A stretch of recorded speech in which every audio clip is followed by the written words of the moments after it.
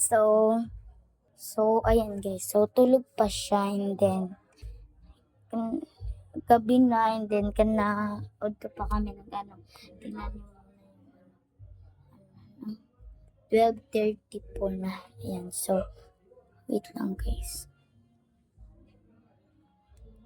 Ayan. So ngayon, ipaprank natin siya yung nakita natin sa TikTok na prank natin.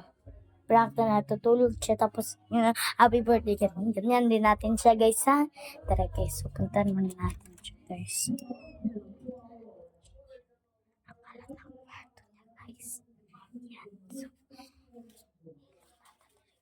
puntahan tayo guys. Lang guys. So, tulog pa siya. Hindi na makakalat ng kwarto namin. So,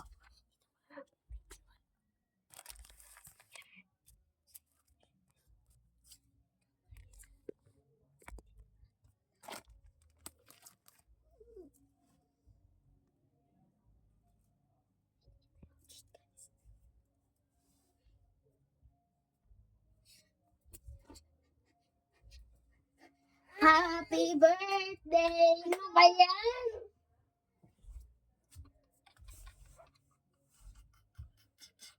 Charis. Ay, guys, so, ayan. Hindi mo ba nagustuhan? Lusog. Ako yan.